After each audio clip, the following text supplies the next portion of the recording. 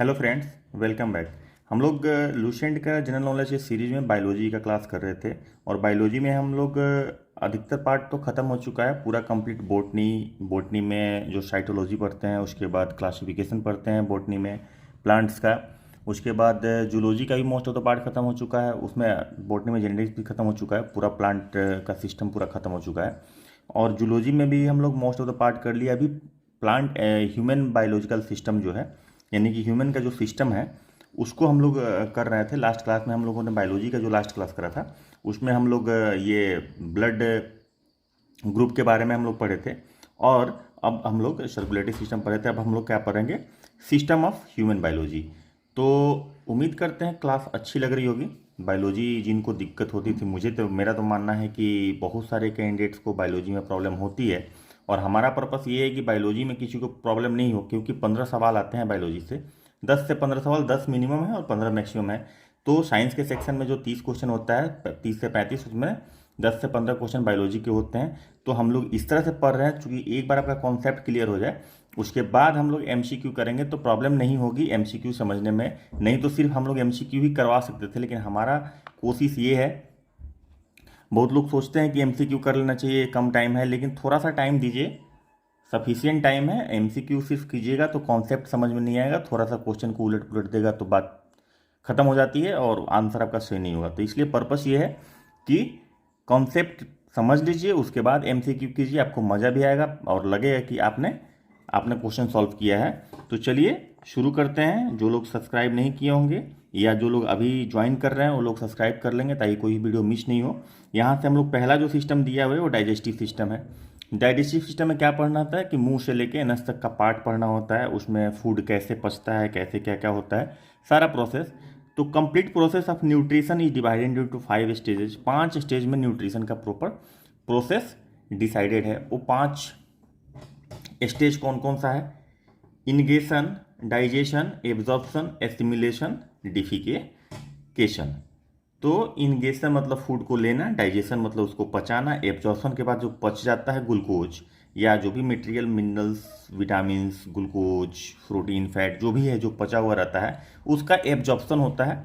Absorption के बाद वो ब्लड में जाता है और अकॉर्डिंगली जहाँ पे उसका रिक्वायरमेंट होता है, ब्लड उसको ट्रांसपोर्ट करता है। मतलब वहाँ पे फिर जहाँ पे पार्टिकुलर सेल में जाता है, वहाँ पे एस्टिमुलेशन होता है, और जो वेस्ट मटेरियल बच जाता है उसका डिफेकेशन होता है। तो ये 5 स्टेजेज है, ब्रॉडर स्टेज 5 डाइजेस्टिव सिस्टम का है। तो पहला intake of food, mouth is called ingestion. तो इनगेशन किसे बोलते हैं? सिंपल डिफिनीशन है, intake of food from the mouth, that is called ingestion. उसके बाद digestion, conversion of non absorbable food from into absorbable form. The digestion of the food is started from the mouth. अच्छा, तो non absorbable food, ऐसा food जैसे suppose कीजिए कि हम लोग चावल खाते हैं पका हुआ, या रोटी खाते हैं, या सब्जी खाते हैं, या फ्रूट्स खाते हैं, तो डायरेक्टली हमारे ब्लड में तो जाएगा नहीं, तो उसको डाइजेस्ट करना पड़ता है। और डाइजेस्ट करने के प्रोसेस में बहुत सारा प्रोसेस इन्वॉल्व है। तो उस प्रोसेस को एब्जॉर्ब, जब डाइजेशन हो जाता है तो एब्जॉर्ब करने के मतलब उसके छोटे छोटे फ्रैक्शन, जैसे प्रोटीन का ब्रेकडाउन हो जाता है, उसके बाद आपका जो हम लोग स्टार्च खाते हैं उसका ब्रेकडाउन होकर वो ग्लूकोज के फॉर्म में होता है, सिंपलेस्ट फॉर्म में हो जाता है। प्रोटीन एमिनो एसिड तक के सिंपलेस्ट फॉर्म में चला जाता है ब्रेकडाउन होके। तो उसके बाद उसका यूटिलाइजेशन फिर से प्रोटीन बिल्डिंग में होता है बॉडी में।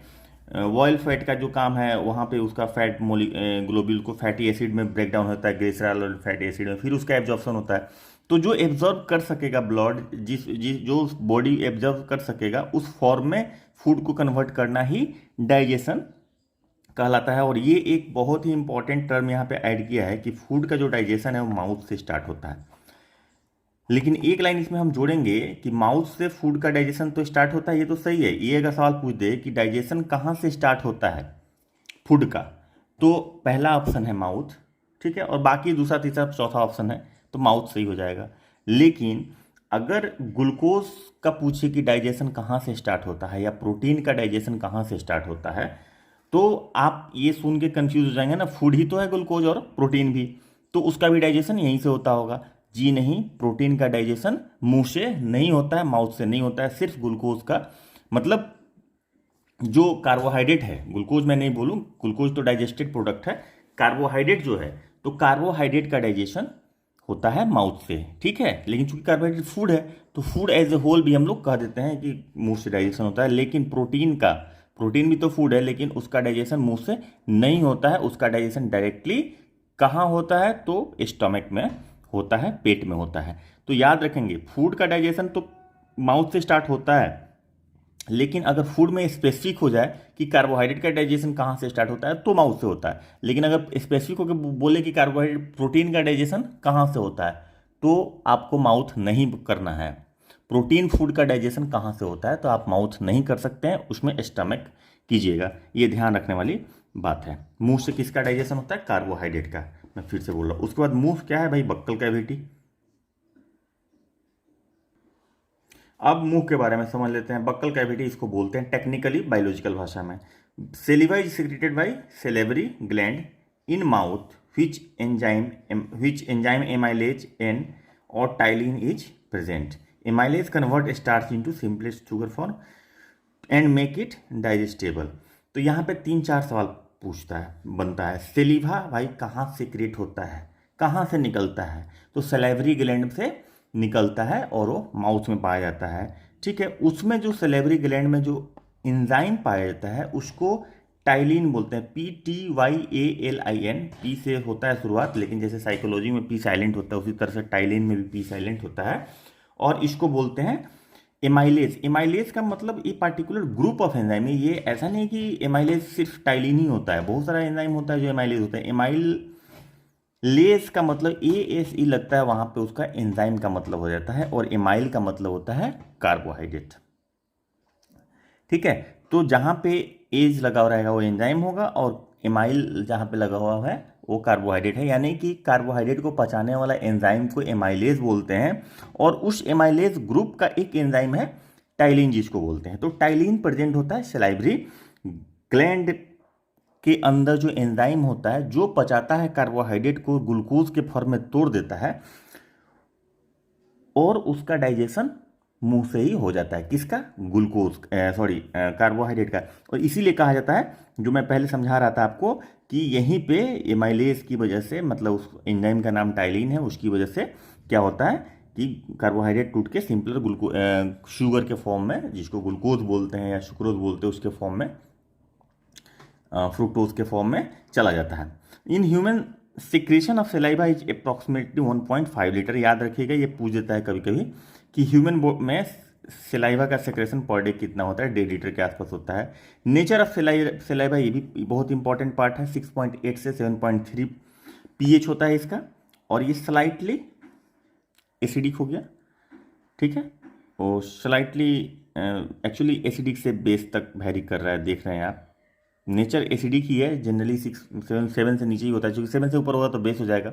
7 से नीचे से 7 से ऊपर तक हल्का सा वेरी करता है, लेकिन यहाँ पे एसिडिक लिखा हुआ है, इसका मतलब कि ये 7 से नीचे ही अधिकतर टाइम्स रहता है, कभी कभी इधर तक जाता होगा। तो सलाइवा का नेचर ये हो गया। उसके बाद from the mouth food reaches into stomach, ठीक है, थ्रू द फूड पाइप और ओइसोफेगस। यानी कि माउथ का कनेक्शन, माउथ के बाद फूड कहाँ जाता है, तो माउथ के बाद फूड जाता है ओइसोफेगस में। याद रखेंगे, सवाल ऐसे ही पूछता है। मैं ऐसे बताऊंगा कि माउथ के बाद फूड ओइसोफेगस में जाता है, ओइसोफेगस के बाद फूड कहाँ जाता है, स्टमक में जाता है, स्टमक के बाद फूड कहाँ जाता है, तो ड्यूडेनम में जाता है, उसके बाद जेजनम में जाता है, उसके बाद इलियम में जाता है, और ये तीनों को मिला के स्मॉल इंटेस्टाइन बोलते हैं। उसके बाद लार्ज इंटेस्टाइन में जाता है, उसके बाद रेक्टम में जाता है। अब आपसे सवाल ये पूछा कि स्टमक कहाँ खुलता है, मतलब स्टमक का मुंह कहाँ खुलता है, मतलब पेट का मुंह कहाँ खुलता है। मैंने क्या बोला, स्टमक के बाद फूड जाता है कहाँ, ड्यूडेनम में, ठीक है, या स्मॉल इंटेस्टाइन बोला, क्योंकि पूरे को ड्यूडेनम, जेजनम और इलियम को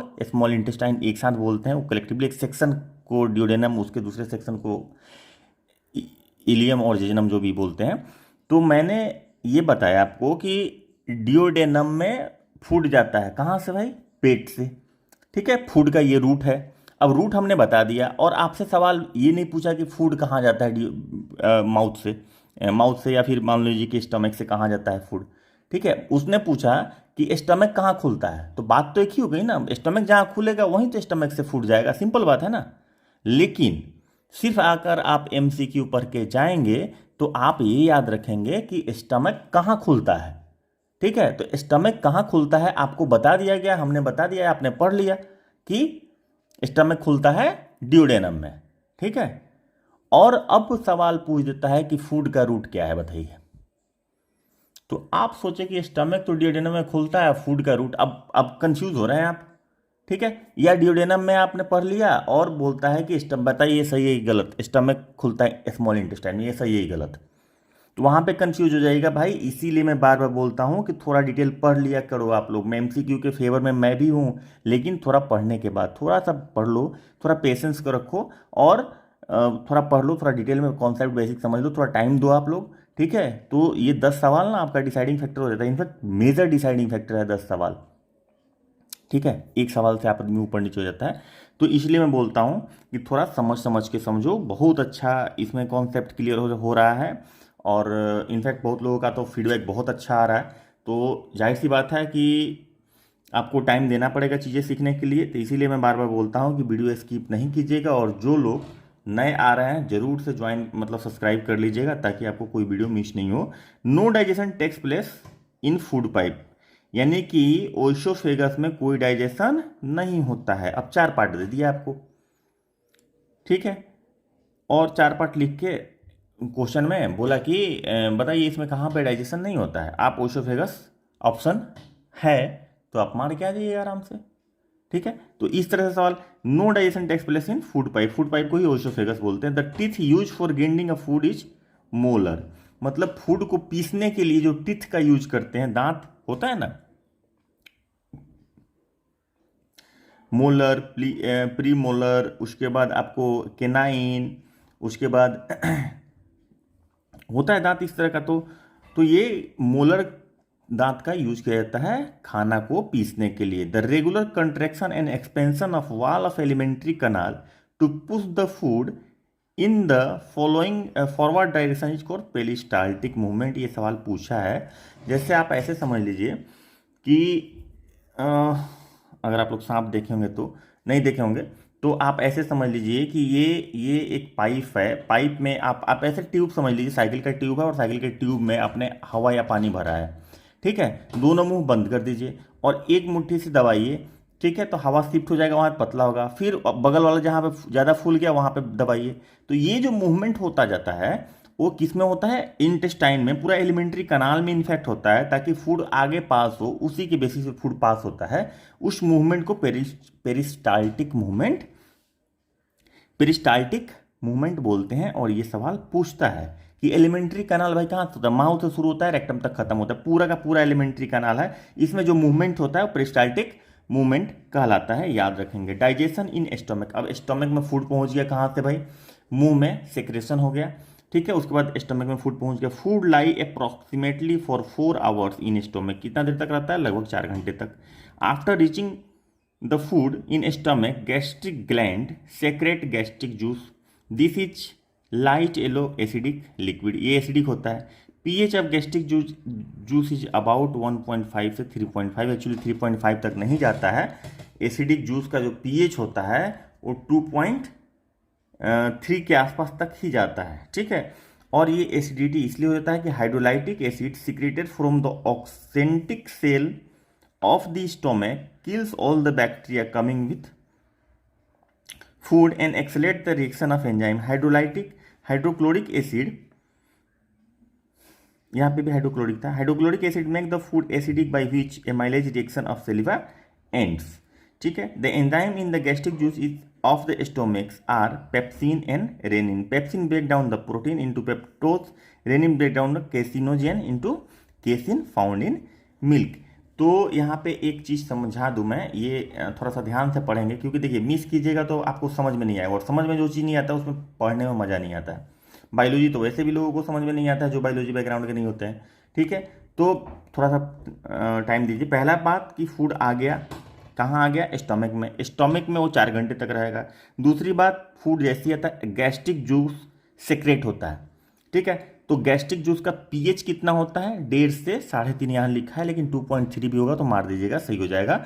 और पीएच मतलब हाईली एसिडिक हो गया, एसिडिक मतलब 7 से जैसे ही नीचे होता है एसिडिक होता है, अब यहाँ पे 3.5 है। तो कौन सा एसिड होता है, हाइड्रोक्लोरिक एसिड, ये याद रखिएगा।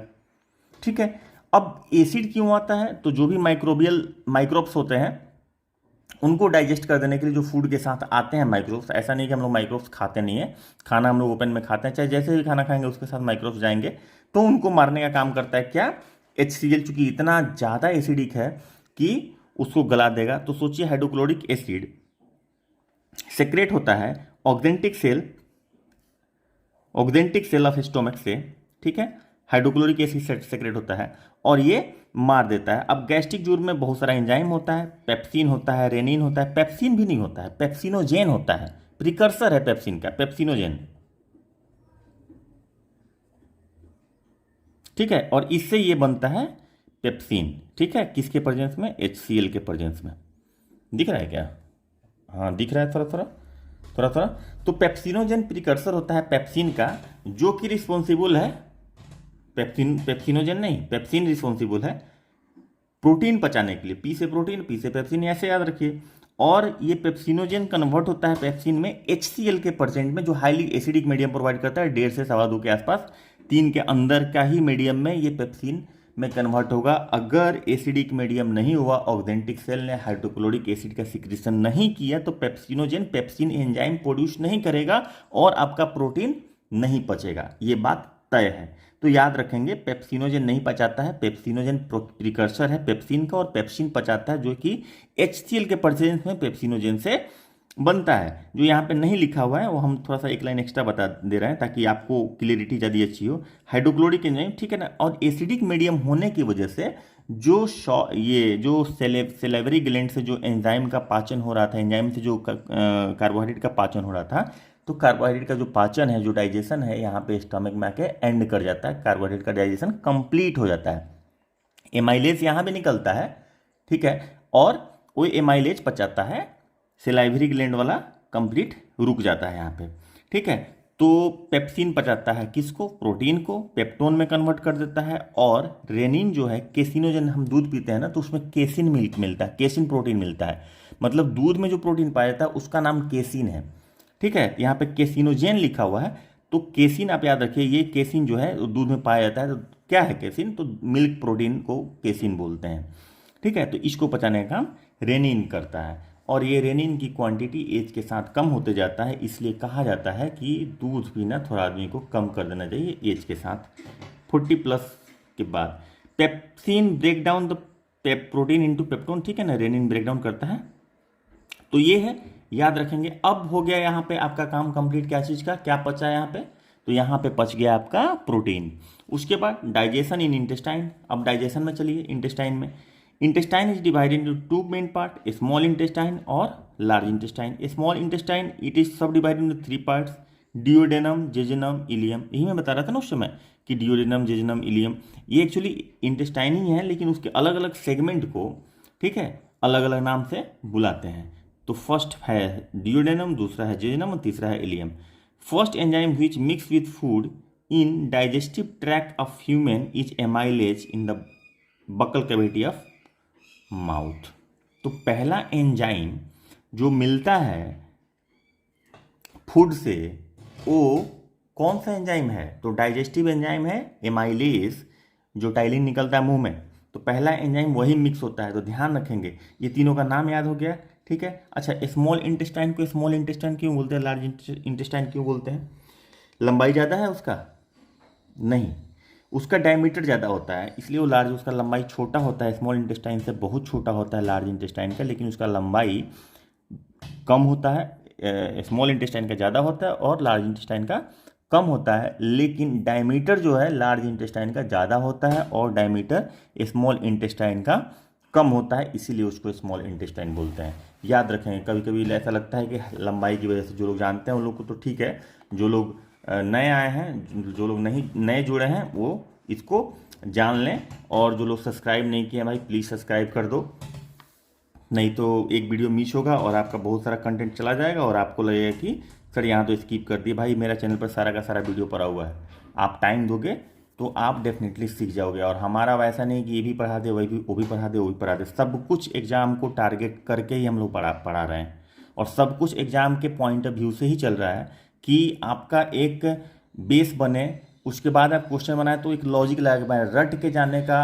अगर कोई सोच रहा है कि रट के चले जाएंगे शॉर्टकट में, चलो 10,000 क्वेश्चन को पढ़ लेते हैं और पढ़ के क्वेश्चन बना के चले जाएंगे, उसमें से 150 में से 120-25 सही हो ही जाएगा, ऐसा नहीं होता है। 10,000 से 10,000 में नहीं लड़ेगा।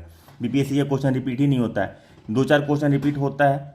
जो हम पढ़ाए हैं उसमें से आएगा ही आएगा, वो 2-4 क्वेश्चन हर जगह रिपीट होगा, 10 क्वेश्चन रिपीट हो जाएगा, इससे ज़्यादा रिपीट नहीं होता है। कुछ बहुत फैक्चुअल क्वेश्चन है जो रिपीट होता है, बाकी बीपीएससी के पास बहुत संसाधन है क्वेश्चन बनाने का, और वो क्वेश्चन रिपीट नहीं करेगा, तो उस हिसाब से नहीं होगा। और सिर्फ क्वेश्चन बना के जाइएगा एमसीक्यू, तो आपका कॉन्सेप्ट क्लियर नहीं होगा, मैं बार बार बोल रहा हूँ। इसलिए थोड़ा टाइम देके आप पढ़ लीजिए, पेशेंस रखिए।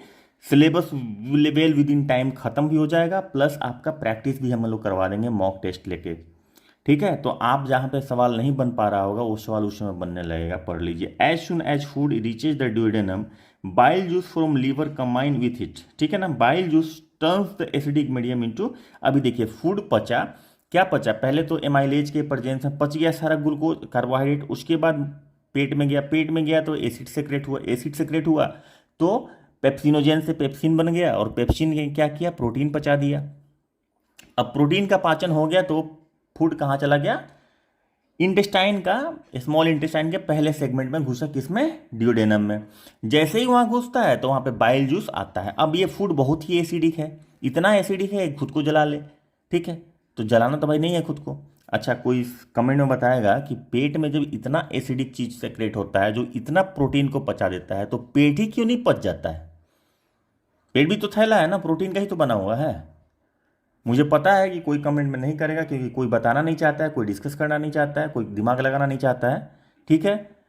अगले क्लास में बायोलॉजी का अगर अगला क्लास होगा तो मैं बता दूंगा, नहीं तो क्वेश्चन डिस्कस कराऊंगा, तो मैं यहाँ पे नहीं बताऊंगा, क्योंकि मैं बताता हूँ और आप लोग कमेंट नहीं करते हो, तो मैं बताऊंगा नहीं। लेकिन ये बहुत ही इंपॉर्टेंट पार्ट है कि क्यों पेट को नहीं पचाता है HCl। 1.5 pH ना, उंगली पड़ जाए तो उंगली में जला दे, शरीर के कोई भी पार्ट को गला सकता है, ऐसा इतना एसिडिक वो चीज़ हुआ कि एसिड मतलब 1.5 pH, आप समझ नहीं, मतलब इमेजिन नहीं कर सकते, टच करेगा और जल जाएगा आपका उंगली। लेकिन आपका पेट का जो इतना पतला थैले रहता है वो नहीं पचता है, वो क्यों नहीं गल जाता है, ये दिमाग लगाइएगा कभी, ठीक है। मतलब लगाना ही पड़ेगा, क्योंकि ये सवाल पूछ देगा तो फिर आपसे नहीं बनेगा। चलिए यहाँ पे भी फोकस करते हैं। तो जैसे ही फूड तो बहुत एसिडिक है, अब एसिडिक है तो उसको नॉर्मलाइज करना पड़ेगा। तो बाइल जूस जो है, जो सिक्रेट होता है कहाँ से, लीवर से।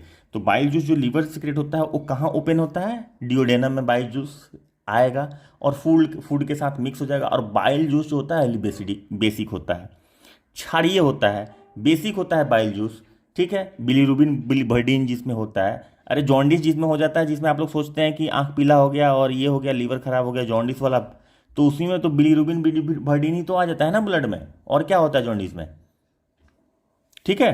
तो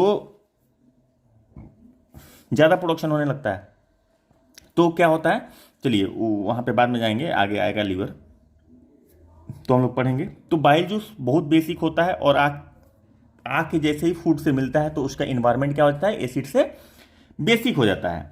तो वही bile juice turns the acidic medium food into alkaline medium.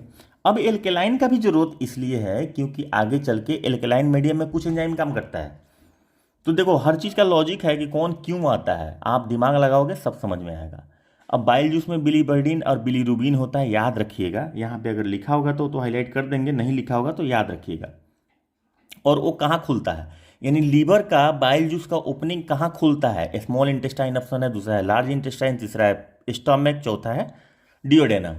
तो स्मॉल इंटेस्टाइन में भी खुलता है, डियोडेनम में भी खुलता है, दोनों का दोनों सही है। लेकिन कहता है कि पिक द मोस्ट अप्रोप्रिएट, तो मोस्ट अप्रोप्रिएट स्मॉल इंटेस्टाइन का पार्ट डियोडेनम, तो एग्जैक्ट बताना है तो आपको डियोडेनम डालना है। अब सपोज कीजिए कि डियोडेनम ऑप्शन में नहीं है, स्मॉल इंटेस्टाइन है तो स्मॉल इंटेस्टाइन डाल देंगे, और सिर्फ डियोडेनम है तो सिर्फ डियोडेनम डालेंगे। अगर दोनों होगा तो डियोडेनम डालेंगे कि मोस्ट इंपॉर्टेंट पार्ट कौन है, ठीक है। तो ये ध्यान रखेंगे। उसके बाद एक ट्रिप्सिन, एक नया एंजाइम आ गया भाई, ये भी प्रोटीन ही पचाता है, ठीक है। प्रोटीन पचाने वाले लोग ज़्यादा हैं क्योंकि हार्ड भी होता है।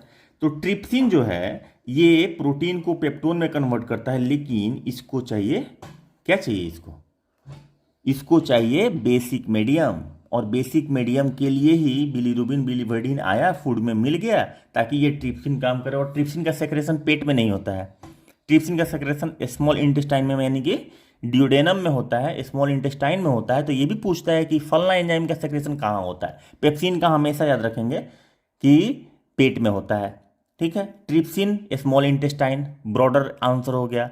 स्पेसिफिक आंसर हो गया कि ड्यूडेनम में, स्मॉल इंटेस्टाइन के ड्यूडेनम नामक पार्ट में होता है, ठीक है। तो ये आपको भी प्रोटीन क्यों किया एसिडिक से बेसिक, क्योंकि इसको पचाना था, ट्रिप्सिन को काम करना था। ट्रिप्सिन को काम करने के लिए बेसिक मीडियम चाहिए, लगभग आपको 7.8 8.5 के आसपास इसको मीडियम कम से कम चाहिए ट्रिप्सिन को काम करने के लिए। एमाइलेज फिर से आता है, इट कन्वर्ट्स स्टार्च इनटू, जो बच खुच गया एमाइलेज का भी सिक्रेशन यहाँ पे ड्यूडेनम में होता है, ठीक है। तो एमाइलेज एक मुंह में निकल रहा था, पेट में निकलना नहीं, उसके बाद फिर यहाँ पे कहाँ पे स्मॉल इंटेस्टाइन के स्पेसिफिक भाग में बोलें तो कहाँ पे ड्यूडेनम में एमाइलेज निकलता है। उसके बाद लिपेज, ये इमल्सिफाई करता है फैट्स को, ग्लिसरॉल एंड फैटी एसिड में कन्वर्ट कर देता है। तो लिपेज, एमाइलेज और ट्रिप्सिन यानी कि तीनों जो मेजर फूड है, मेजर फूड क्या है, कार्बोहाइड्रेट प्रोटीन फैट, यही ना मेजर फूड है। तो इन तीनों को एक ही जगह, कौन ऐसा जगह है जहां पे तीनों को पचाने वाला एंजाइम पाया जाता है, ये भी एक सवाल बन जाता है, बन रहा है ना, ड्यूडेनम में। और ड्यूडेनम कहाँ है, स्मॉल इंटेस्टाइन में, यानी कि स्मॉल इंटेस्टाइन के ड्यूडेनम में तीनों एंजाइम एक साथ आता है। बाकी पेट में आप देख लीजिए सिर्फ प्रोटीन पचाने वाला है, ठीक है, मुंह में सिर्फ कार्बोहाइड्रेट पचाने वाला, लेकिन यहाँ पे तीनों पचाने वाला है। तो ये भी एक सवाल बनता है, ये सवाल मेरी तरफ से है कि कौन सा ऐसा पार्ट है बॉडी का जहाँ, या एलिमेंट्री कनाल का, जहाँ पे तीनों एंजाइम एक साथ काम करता है। उसके बाद cholecystokinin is a hormone secreted by endocrine cells of duodenum which induces release of digestive enzyme from the pancreas and bile from the gallbladder. It is also known as appetite suppressor, ठीक है। तो duodenum में क्या निकला, pancreatic juice, ये हम लोग line छोड़ दिए थे यहाँ पे, हम आपको दिखा देते हैं। ड्यूडेनम में क्या लिखा है, here pancreatic juice from pancreas combines with food, it each of 3 type of enzyme, ठीक है। पैनक्रियाटिक जूस में 3 तरह का एंजाइम होता है। अच्छा, इंसुलिन कहाँ से निकलता है, पैनक्रियाज से ना, पैनक्रियाज के आइलेट्स ऑफ लैंगरहैंस से, और उसमें beta cells of islets of Langerhans, याद रखेंगे, पूछता है सवाल, हालांकि वो आएगा अपने को आगे। चलिए, तो यहाँ पे पैनक्रियाटिक जूस, और पैनक्रियाटिक जूस में ये तीनों एंजाइम पाया जाता है। गैस्ट्रिक जूस में क्या पाता है, पेप्सिनोजेन पाया जाता है, ठीक है। और पैनक्रियाटिक जूस में ये तीनों जो बेसिक मीडियम में काम करता है, जो स्मॉल इंटेस्टाइन में काम करता है और बेसिक मीडियम में काम करता है। मैं बार बार इसलिए बोल रहा हूँ भाई, वीडियो आप लोग घुमा के बार बार देख लेना, क्योंकि क्या हो रहा है कि इससे डिले हो रहा है टाइम। कोलिसाइटोकाइनिन क्या है भाई, हार्मोन है जो ड्यूडेनम के इंडोक्राइन सेल से निकलता है। इंडोक्राइन सेल और एक्सोक्राइन सेल ऐसा होता है, या ग्लैंड बोलिए, तो इंडोक्राइन ग्लैंड से हार्मोन्स निकलता है, और एक्सोक्राइन ग्लैंड से क्या निकलता है, एंजाइम्स निकलता है, ठीक है। तो याद रखेंगे, और यही इंडोक्राइन जो सिस्टम है ड्यूडेनम का, वो रिलीज करता है डाइजेस्टिव एंजाइम, कमांड देता है तो, और पैनक्रियाज से और गल ब्लैडर से क्या निकलता है, बाइल जूस। तो लीवर से डायरेक्ट बाइल जूस, फिर से मैं बोल रहा हूँ, नहीं आता है। लीवर से बाइल जूस स्टोर होता है गल ब्लैडर में, और गल ब्लैडर से फिर बाइल जूस ट्रांसफर होता है किस में, ड्यूडेनम में। चलिए, अब इसके आगे का पार्ट है, ड्यूडेनम के बाद फूड कहाँ जाएगा, तो पास करता है जेजुनम से, एब्जॉर्प्शन और digestion. Here the process of digestion completed and absorption of digested food starts. तो जेजुनम में एब्जॉर्प्शन होता है, हम लोग क्या बोलते हैं, स्मॉल इंटेस्टाइन में फूड का एब्जॉर्प्शन होता है, ठीक है, सही है, 100% सही है। लेकिन अगर हम पार्ट की बात बोले तो जेजुनम में फूड का एब्जॉर्प्शन होता है। स्मॉल इंटेस्टाइन के पार्ट की बात बोलेंगे तो, from the wall of small intestine intestinal juice secretes the following enzyme. अब जेजुनम से कुछ एंजाइम्स निकलता है, erepsin, maltase, sucrase, lactase, lipase. Remaining protein को कन्वर्ट कर देता है एमिनो एसिड में, एरेप्सिन, ठीक है। ये कौन सा एंजाइम है भाई, तो ये देख लो, इंटेस्टिशनल जूस बोलते हैं। इंटेस्टिशनल मतलब इंटेस्टाइन से जो जूस सिक्रेट होता है उसको इंटेस्टिशनल जूस बोलते हैं, जो जेजुनम में, मतलब ये होता है आपका कहाँ, स्मॉल इंटेस्टाइन में ही है, लेकिन स्मॉल इंटेस्टाइन का स्पेसिफिक पार्ट की बात करें तो जेजुनम से। इसमें माल्टेज, माल्टोज को ग्लूकोज में कन्वर्ट करता है। देखिए माल्ट एस मैं पहले बता चुका हूँ, शुक्र शुगर एस, लैक्ट लैक्टोज, लैक्टोज एक तरह का आपको पॉलीसैकेराइड है, ठीक है, जो ग्लैक्टोज में, ग्लूकोज और ग्लैक्टोज में लैक्टोज को तोड़ देता है। लैक्टेज एंजाइम, एज लग गया, एंजाइम लिपेज फैट को तोड़ देगा। तो माल्टेज क्या करेगा, माल्टेज से ग्लूकोज बनाता है। सुक्रेज क्या करेगा, सुक्रेज से ग्लूकोज और फ्रुक्टोज बनाएगा। एक्चुअली एक मोलिकुल ग्लूकोज और एक मोलिकुल फ्रुक्टोज मिलकर सुक्रोज बनाता है, इसीलिए ये अलग अलग नाम दिए। यहाँ पे माल्टोज में दो मोलिकुल ग्लूकोज होता है, दो मोलिकुल ग्लूकोज मिलकर एक मोलिकुल माल्टोज बनाता है। लेकिन सुक्रोज में एक ग्लूकोज और एक फ्रुक्टोज मिलकर सुक्रोज बनाता है, इसीलिए जब ये सुक्रोज टूटेगा तो क्या बनेगा, ग्लूकोज और फ्रुक्टोज। लैक्टेज यानी कि लैक्टोज को तोड़ेगा तो ये क्या बनाएगा, ग्लूकोज और ग्लैक्टोज, ठीक है। तो यानी कि एक ग्लूकोज मोलिकुल और एक ग्लैक्टोज मोलिकुल मिलके लैक्टोज मोलिकुल बनाता है। उसके बाद लिपेज इमल्सीफाई करेगा फैटी एसिड, फैट को और फैट ग्लिसरॉल और फैटी एसिड में कन्वर्ट कर देगा, यानी फैटी एसिड और ग्लिसरॉल मिल क्या बनाता है, फैट बनाता है। तो सवाल ये भी बनता है कि lactose is made up of glucose plus galactose, glucose plus sucrose plus galactose, glucose plus sucrose plus fructose, glucose plus maltose, ऐसे ऑप्शन देगा। आपको ध्यान रखना है, लैक्टोज होगा तो ग्लूकोज प्लस ग्लैक्टोज, अगर सुक्रोज है तो ग्लूकोज प्लस फ्रुक्टोज, अगर माल्टोज है तो ग्लूकोज प्लस ग्लूकोज। ये क्वेश्चन पूछता है, याद रखेंगे। तो यहाँ पे ये हो गया, ये सारा एंजाइम इसको पचा दिया। उसके बाद आइए, intestinal juice is alkaline in nature, यहाँ भी एल्कलाइन ही है, ठीक है। अभी एल्कलाइन एल्कलाइन हम लोग खेल रहे हैं, ठीक है। एसिडिक एसिडिक कहाँ थे, पेट में थे, पेट के बाद सब एल्कलाइन चल रहा है। In a healthy people approximately 2 litre of intestinal juice secreted every day.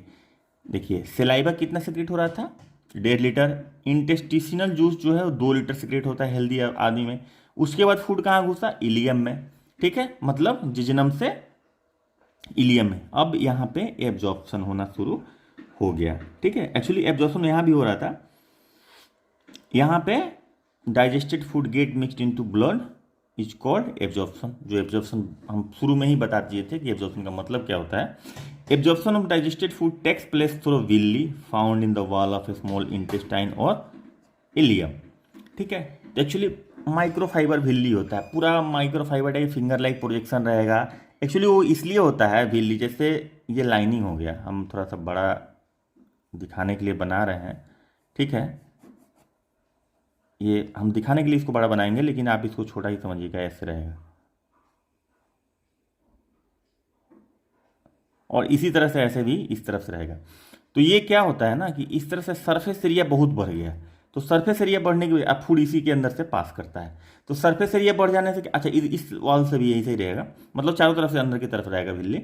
तो सरफेस एरिया बढ़ जाता है, सरफेस एरिया बढ़ने से एब्जॉर्प्शन बहुत फास्ट होता है या बहुत ज़्यादा होने लगता है, ठीक है। तो इसलिए माइक्रोविल्ली रहता है ताकि एब्जॉर्प्शन फास्ट हो, ठीक है। वो एब्जॉर्प्शन हो गया। उसके बाद assimilation, use of absorb food in the body is called assimilation, जो लास्ट पॉइंट है। उसके बाद लार्ज इंटेस्टाइन में आ जाइए, ठीक है।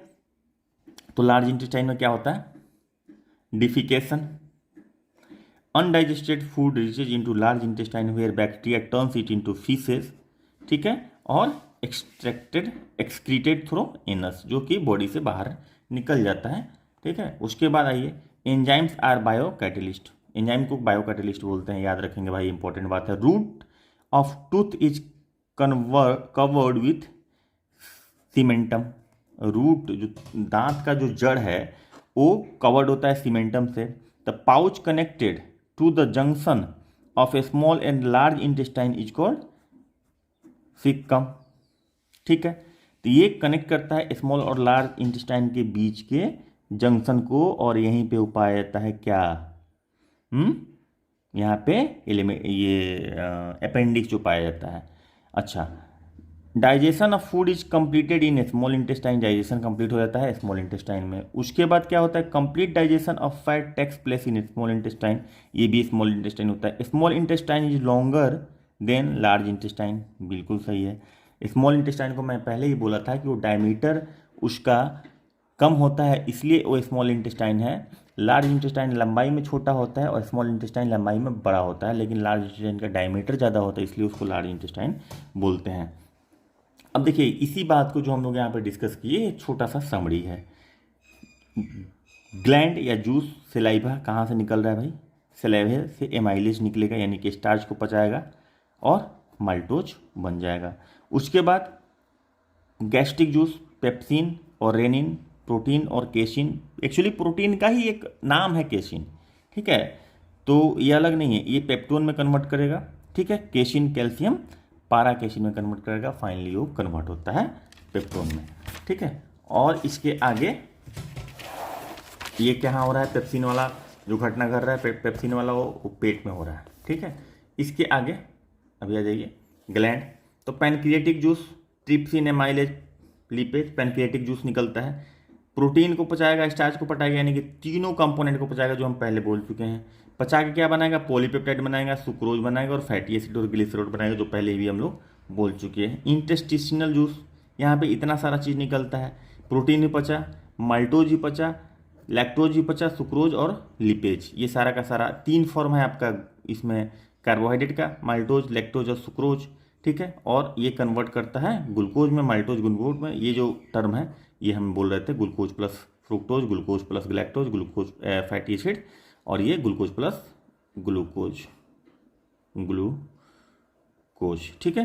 तो ये अब main organ participating in digestion, अभी आ जाइए मेन ऑर्गन कौन कौन सा है जो डाइजेशन में पार्टिसिपेट कर गए। तो मोटा मोटी आपको समझ में आ गया कि डाइजेशन में क्या क्या सब है। Liver the largest gland of the human body, सबसे बड़ा ग्लैंड है। पूछता है ये सवाल मेडिकल के एंट्रेंस एग्जाम में भी पूछता है कि largest gland of human body, gland of human body याद रखेंगे लीवर है, और वेट इसका 1500 ग्राम के आसपास, 1.5 kg के आसपास होता है। Bile is secreted from liver, secrete होता है, बाइल निकलता है लीवर से।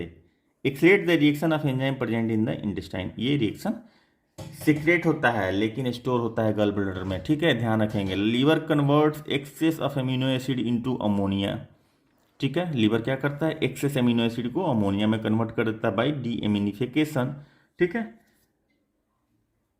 एमिनो एसिड को अमोनिया में कन्वर्ट कर देता है सॉरी।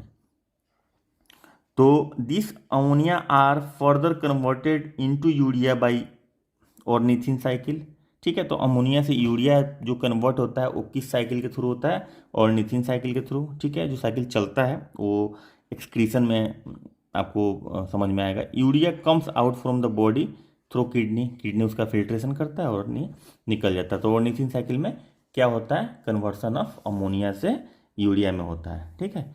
NH2 NH3 होता है ना अमोनिया, और यूरिया क्या होता है NH2CO NH2, ठीक है भाई। वीडियो स्किप मत कीजिएगा आप लोग, बाद में बीच बीच में हम कुछ ऐसा बोलेंगे जो यहाँ पे लिखा नहीं रहेगा, या कुछ ऐसा बात बोलेंगे जो आपको समझ में नहीं आएगा, वीडियो स्किप करेंगे, तो इसलिए प्लीज़ वीडियो स्किप नहीं करिएगा आप अगर सिंसियरली तैयारी कर रहे हैं तो। और यहाँ तक वीडियो देख रहे हैं इसका मतलब है कि आप लोग सिंसियर हैं। जो लोग नहीं देख रहे हैं जाहिर सी बात है कि उनको देखना है इधर उधर से, तो देख रहे होंगे, लेकिन अगर यहाँ पर नहीं देख रहे हैं तो पता नहीं, लेकिन यहाँ पे देख रहे हैं तो आप लोग सीरियस हैं और स्किप नहीं कीजिएगा। जो लोग अभी तक सब्सक्राइब नहीं किए सब्सक्राइब जरूर कर लीजिएगा।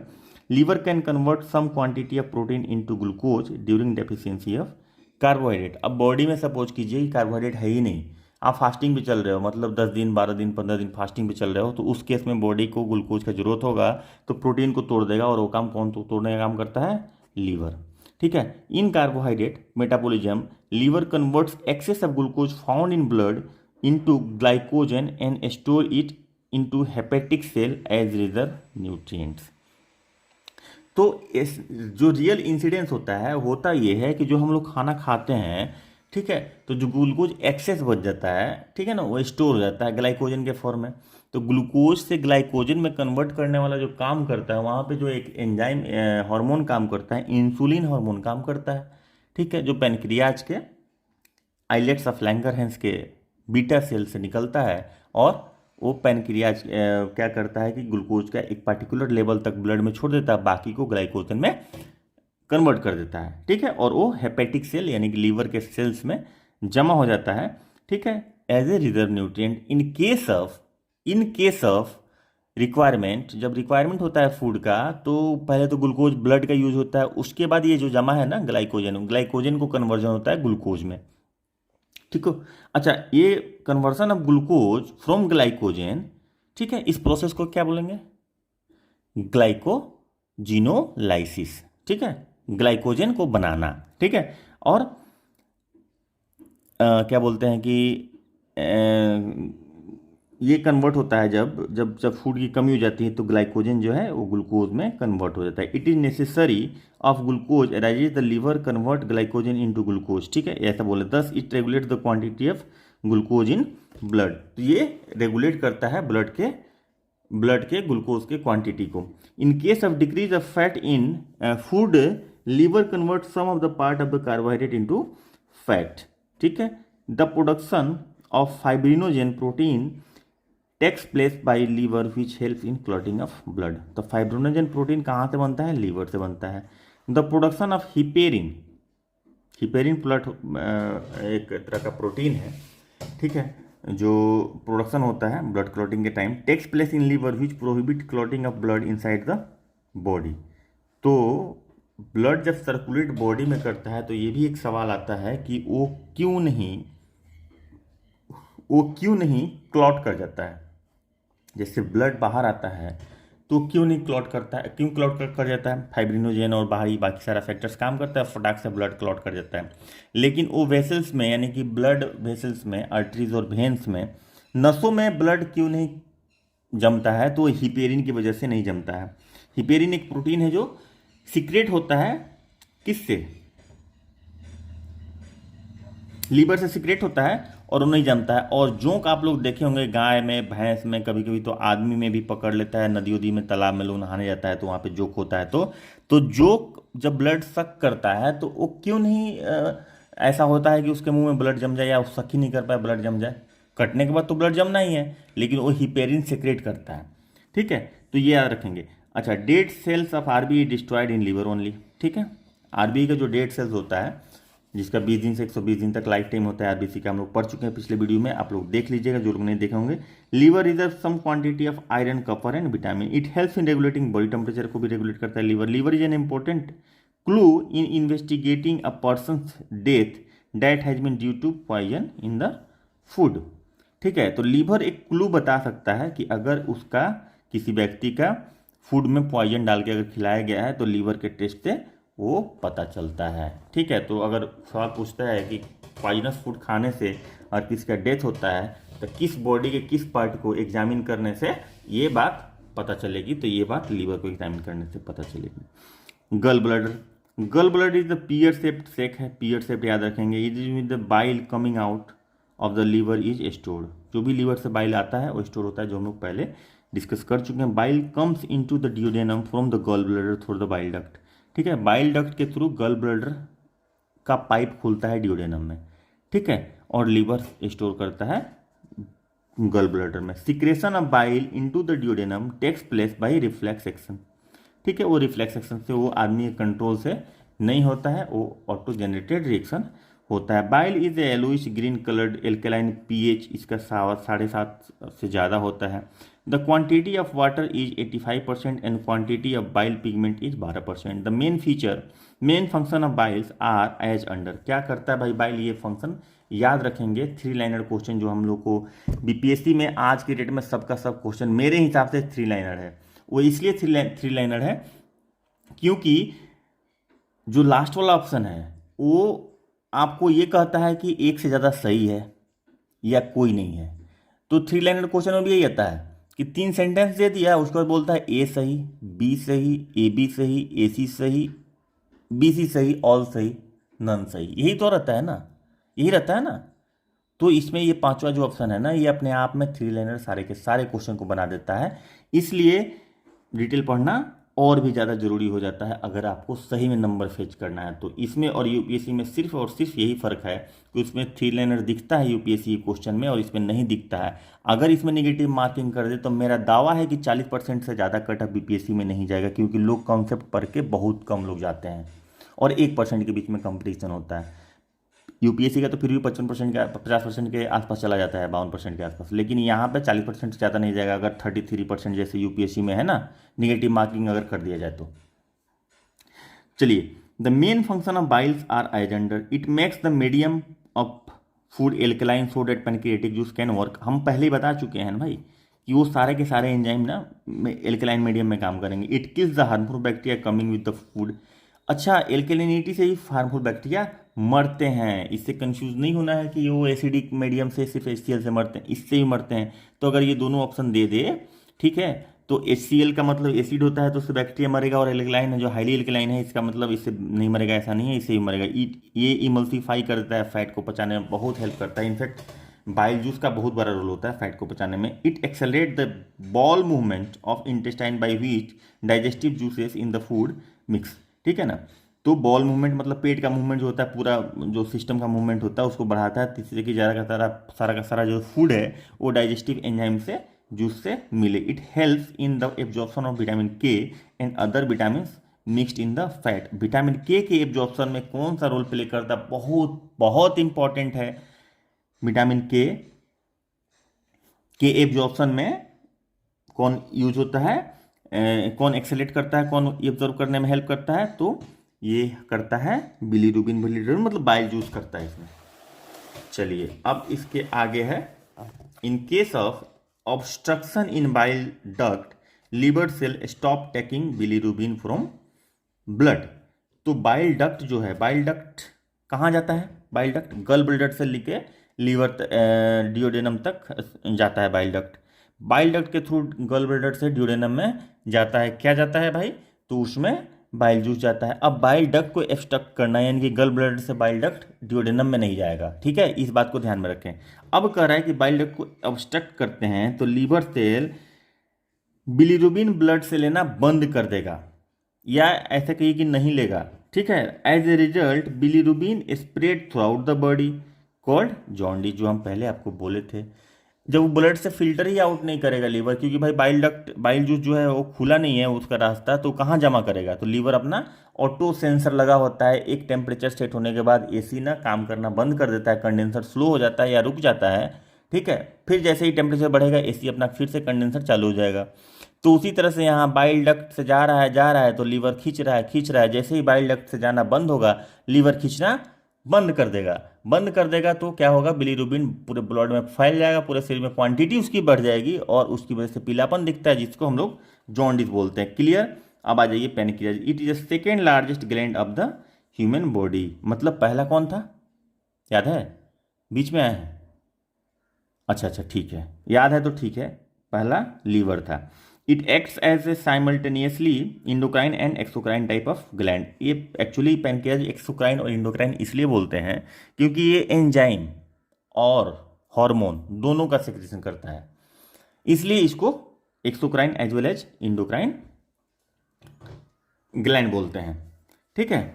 उसके बाद pancreatic juice secrets out of which it is 9.8% water and remaining part contains salt and enzyme, ठीक है। तो इसमें यहाँ पे remaining part salt and enzyme हो जाता है। लेकिन बाइल जूस का जो है याद रखेंगे कि 85% वाटर होता है, यानी बाइल जूस में ज़्यादा वाटर होता है, बहुत ज़्यादा होता है, और पैनक्रियाटिक जूस में बहुत कम वाटर होता है, बाकी इसमें सॉल्ट और एंजाइम होता है। It is alkaline liquid whose pH 7.5 से 8.3 तक pH इसका होता है। It contains the enzyme which can digest all the 3 type of food. अच्छा यही ना हम बोल रहे थे ना, कार्बोहाइड्रेट, फैट और प्रोटीन, ट्रिप्सिन, एमाइलेज, लिपेज जो सीक्रेट हो रहा था, ठीक है। तो यहाँ पे all kind of food, therefore it is called complete digestive juice. तो कंप्लीट डाइजेस्टिव जूस किसे बोलते हैं, तो भाई पैनक्रियाटिक जूस को ही कंप्लीट डाइजेस्टिव जूस बोलते हैं। उसके बाद आइलेट्स ऑफ लैंगरहैंस पैनक्रियाज का पार्ट है। This is the part of pancreas. It is discovered by medical scientist Langerhans, इसीलिए इन्होंने आइलेट्स मतलब आइलेट्स लिखता है, आइलैंड इसको पढ़ते हैं, तो आइलैंड्स ऑफ लैंगरहैंस का आइलैंड है। फ्रॉम द बीटा सेल जो हम बोल रहे थे इंसुलिन निकलता है, अल्फा सेल से ग्लूकागोन निकलता है, और गामा सेल से सोमेटोस्टेनिन हार्मोन निकलता है, ठीक है। तो ये ग्लूकागोन वो क्या करता है, ग्लूकागोन का ग्लाइकोजन को तोड़ के कन्वर्ट करता है ग्लूकोज में, ठीक है ना। तो ये काम करता है, ठीक है। और बीटा सेल क्या करता है, इंसुलिन सिक्रेट करता है, अल्फा ग्लूकागोन सिक्रेट करता है, और गामा सोमेटोस्टेनिन हार्मोन सिक्रेट करता है। इंसुलिन क्या करता है, it secretes by beta cells of Langerhans. Glucagon is secreted by alpha cell and somatostatin hormone is secreted by gamma cell of islets of Langerhans। Insulin को Banting and Best ने 1921 में discover किया था। ठीक है। It controls the process of making glycogen from glucose. Glucose की concentration को maintain करता है, ग्लाइकोजन में कन्वर्ट करता है। Diabetes is cause due to the deficiency of insulin. आ गया ना, यही सब तो देखते हैं आप लोग जो रियल लाइफ में जो आप लोग हम लोग सब लोग सारे लोग एक्सपीरियंस करते हैं डॉक्टर्स के पास और आस पड़ोस में लोगों को। Excess flow of insulin causes hypoglycaemia. Hypo मतलब कम, हम बहुत पहले बता चुके हैं भाई वीडियो में, तो इसको बार बार हमसे रिपीट मत कराइएगा। ठीक है। हाइपोग्लाइसेमिया मतलब हो गया ग्लूकोज की कमी। It in which one loss of consciousness and visual disturbance. Consciousness lose कर सकता है, ग्लूकोज की कमी हो जाएगी। तो glucagon reconvert glycogen into glucose बोले तो उल्टा रिएक्शन करेगा। सोमैटोस्टेनिन पॉलीपेप्टाइड हार्मोन है भाई ये, which is known as inhibitory hormone. It inhibits the secretion of other hormone as well as activity of pancreatic hormone like insulin है ग्लूकागोन। यानी कि ये इनहिबिटरी हार्मोन है, ये रोकता है बाकी सारा का, अगर सेक्रेशन ज़्यादा होने लगा तो ये उसको कंट्रोल करता है। उसके बाद manufacturing of pancreas causes malfunctioning, मतलब प्रॉपर नहीं काम करना, खराब हो जाना। Malfunctioning of pancreas causes diabetes. जाहिर सी बात है कि इंसुलिन का क्वांटिटी हो जाएगा डिस्टर्ब, इंसुलिन निकलेगा नहीं निकलेगा तो ग्लूकोज का कंट्रोल नहीं रहेगा। ग्लूकोज का कंट्रोल नहीं रहेगा तो ब्लड में ग्लूकोज का लेवल बहुत बढ़ जाएगा, और ग्लूकोज का लेवल बढ़ेगा तो एक लेवल के बाद ग्लूकोज को क्या बोलते हैं, हाइपरग्लाइसेमिया यानी कि डायबिटीज। चलिए, उसके बाद insulin is essential for uptake of glucose from the cells of body. ठीक है, तो वही ग्लाइकोजन में कन्वर्ट कर देता है। तो ये आपका हो गया क्या, डाइजेस्टिव सिस्टम। तो डाइजेस्टिव सिस्टम को हम रिलीज करते हैं इमीडिएटली, और हम ये सर्कुलेटरी सिस्टम भी आपको आज शाम तक रिलीज कर देंगे।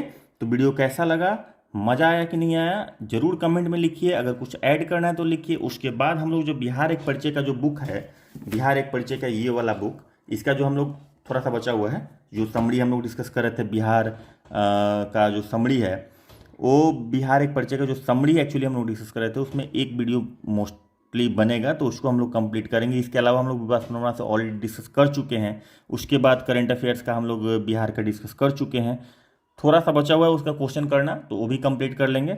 ठीक है, और अभी इसको यहीं पे एंड करते हैं। इसके बाद वाले क्लास में ये सर्कुलेशन ले लेंगे, उसके बाद एक एक्सक्रीटरी सिस्टम है, और उसके बाद हम लोग उस क्लास में मोटा मोटी हमारा बायोलॉजी खत्म हो जाएगा। तो चलिए मिलते हैं अगले क्लास में, तब तक बाय बाय, टेक केयर, जय हिंद।